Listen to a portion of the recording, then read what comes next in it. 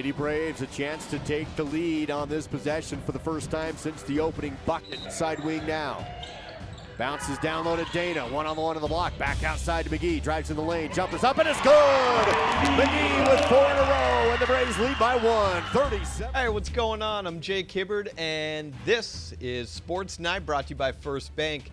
Happy to be back with you and happy to report the win streak up to, well, this many. 7 in a row. And Star Valley's boys team can finally say they've got a winning record. But as I stated last week, halfway there, 0% done. And that includes done with the Casper teams, as this weekend, back on the road for the first time in quite some time, I might add, to take on Kelly Walsh tomorrow in Natrona County on Saturday. Speaking of, it's an all-Casper weekend, as indoor track will be at Natrona County on Saturday, the only other sport happening for Star Valley. Another team that's been on a bit of a run, Kelly Walsh, they're 7-3 in their last 10.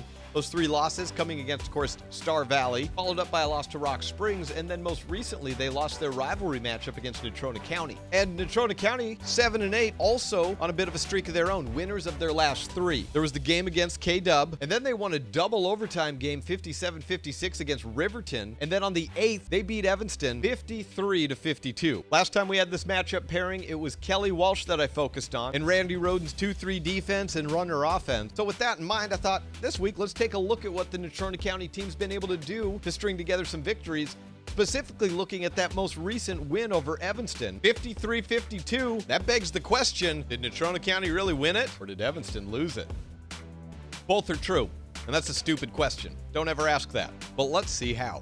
First, I'd like to say I'm not trying to place blame on one team or overly congratulate another, but you know exactly what I'm talking about. Did this team win it? Did that team lose it? So often we're trying to assign blame in the proper context, but how often do we actually look at what happened at the end of a game to decide for ourselves? So instead of me inviting someone on to debate about which team wanted it more, how about we look at the end of this game and I show you how Natrona County won this and Evanston lost it, and how it relates to this weekend's game against Star Valley. I start off in the 4th quarter. We've got under 2 minutes to go, and Natrona's trailing by 2 points when Evanston picks up this defensive rebound. So take a look at the clock. 1 minute, 49 seconds left, 2-point lead for Evanston, and the shot clock until year after next, it's Nevuary. So when I'm watching this the first time through, I expect to see Evanston's Jay Hill, who has the ball here, hold until someone comes out to defend him, and then see Evanston set up into the delay 4 corners offense. Instead, Hill looks to the corner. Riker Lynn takes a quick 3. This fits within Evanston's offense, as I went over a few weeks ago. But I'll maintain, especially with no shot clock, a delay here probably can take at least 40 seconds off. And instead of giving the ball right back to Natrona, the Mustangs are now looking at fouling someone. So Natrona gets the ball, they take a quick shot, Evanston gets it back, and now the time on the clock reads 1 minute, 27 seconds. Evanston still up 2. We're about 20 seconds after the last time we stopped the clock. And again, Jay Hill's the player with the ball. His defender is Josiah Coleman for Natrona. He plays more of a wing, power forward sort of position, but right here, they want Coleman at the top of the defense, guarding on the ball, because he's a lanky defender who makes things difficult. And again, the shot clock, non-existent. So what happens? Coleman takes a swipe, Hill drives left, Coleman's able to recover, and forces a bad pass by Hill out of bounds, giving the ball back to the Mustangs. And in case you were wondering, well, did Coleman touch the ball? There's the referee right there with the perfect angle to let you know. Yep, that's possession Natrona.